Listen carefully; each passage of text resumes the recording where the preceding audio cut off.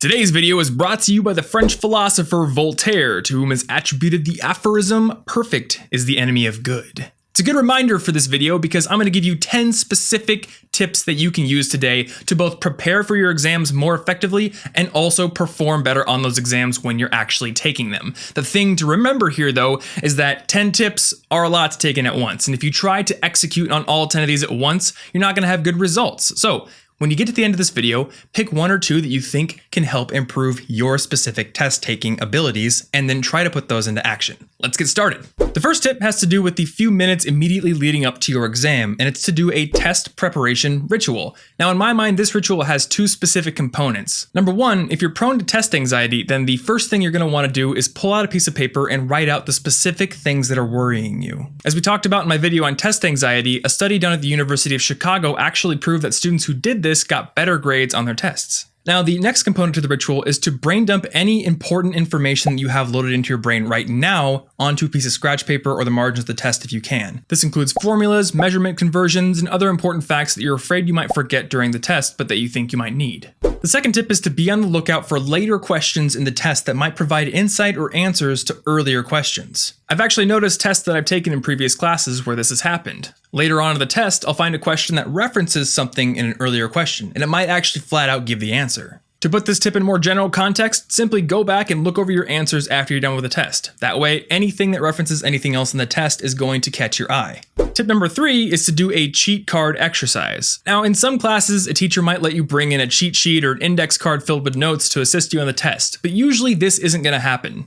Still, go through the exercise of making this cheat sheet. Going through the exercise of forcing yourself to try to condense all the material you're studying for the test into one little summary is going to help you learn the most important parts of the material. Even if you're not allowed to bring that resulting cheat card into the test, you've now gone through an exercise that has really efficiently encoded the information in your brain. Now your brain basically has that cheat card stored inside of it. And this is just a simple way to exploit the fact that the brain learns best through active recall. It learns best when you have to work hard to pull information out of your head. At the same time, you're also forcing yourself to think critically about what information is the most important. What is going to fit on that little 3x5 index card? When you combine those two factors together, you'll find that you're studying the most important information in the most efficient way. With tip number 4, we're staying on that active learning, active recall train, but this time the tip is to create quizzes out of your notes and lecture materials and then force yourself to take them. Just with like the cheat card exercise, you're forcing yourself to condense the most important information you're studying into a more compact format, but then you're also bringing some pressure into the situation by forcing yourself to take that quiz.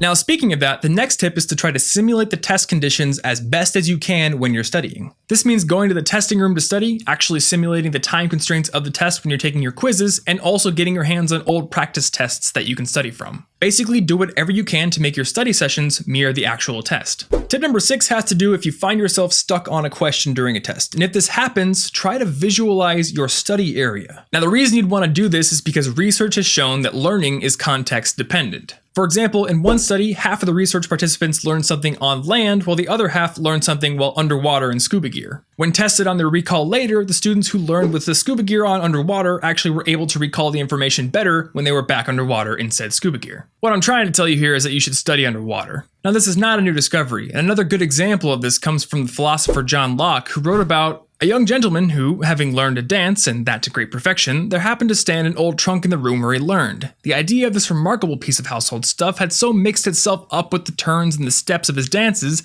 that, though in the chamber he could dance excellently well, yet it was only whilst the trunk was there, nor could he perform well in any other place unless that or some such other trunk had its due position in the room. Now, the English is a little weird in that passage, but I'm sure you can get the point. This all comes back around to visualizing your study location when you're stuck, though, because other research has shown that people who do this are sometimes able to overcome the effects of context-dependent learning. Basically, that means that if you happen to study in the library and then you visualize the library, the memory of that study location might help you forge connections to the material you're trying to recall. Tip number 7 is to try doing at least one of your study sessions while out on a walk. If you're having trouble grasping a certain concept, then try going on a walk and reviewing it while you're outside. Now, many people actually find that when they're doing physical activity and they're outside, their brain makes better connections, but you're getting an additional benefit as well. While you're outside, you're looking at the problem from a different perspective. Barbara Oakley's book, A Mind for Numbers, points out that doing this helps you review a concept and learn it while independent of any environmental cues of one specific place. My 8th tip is to apply Hofstader's law to the act of studying. Now, Hofstader's law states that it always takes longer than you think, even when taking into account Hofstader's law.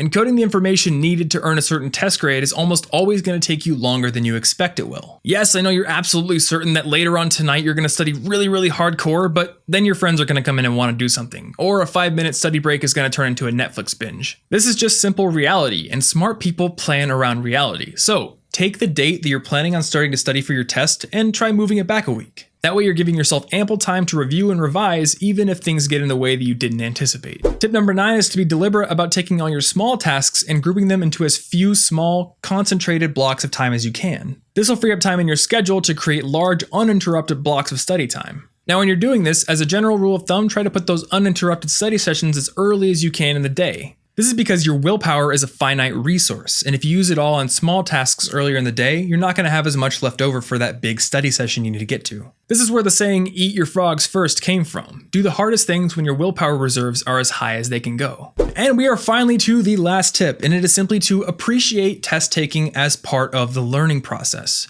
Viewing tests only as assessments, as basically judgments, makes them scary and causes undue stress. Instead, try to see your tests as beautiful, concentrated bursts of recall and application. And you can also reduce further stress with cats. So that is it for this video. If you found it helpful, you can always leave a like down below to help support this channel. And if you want to find more videos with more additional tips on how to do better on your tests, then this channel is absolutely full of them. On the screen right now, you'll see thumbnails for videos on finals tips, how to deal with test anxiety, how to not make stupid mistakes on your exams, and also whether or not you should change answers on your exams if you feel like changing them. Whichever one fits your fancy, click it right now, and hopefully it'll teach you something new. Lastly, if you have questions that are still unanswered, or maybe you saw something in this video that piqued your curiosity and now you want a more in-depth video in the future, then leave those questions down in the comments. Those comments are super helpful for me because they let me know what to make next, and somebody might actually answer your question in the meantime. So that's it. Thank you so much for watching, and I will see you next week. Hey guys, thanks so much for watching to the end of this video on test prep. Now, if you want to get more tips on being an effective student every single week, then you can hit that big red subscribe button right there. I also wrote a book on how to earn better grades, which is absolutely free, so if you'd like me to send you a copy, click the picture of the book and I'll get one to you. You can find a summary for this video along with links to a lot of the research I mentioned and other resources at the companion blog post, which can be accessed at the orange logo right there. Last week's video talked about how to craft a good sleep schedule when the rest of your schedule is hectic, and fittingly I created that video at 4 AM before going to VidCon, but check it out anyway. And also, if you'd like to ask questions or just connect with me, I'm on Twitter at TomFrankly, or you can leave a comment below. Also, all these links are down in the description, so if you're on your phone, check that out and you can click them there. Thanks, and we'll see you next week.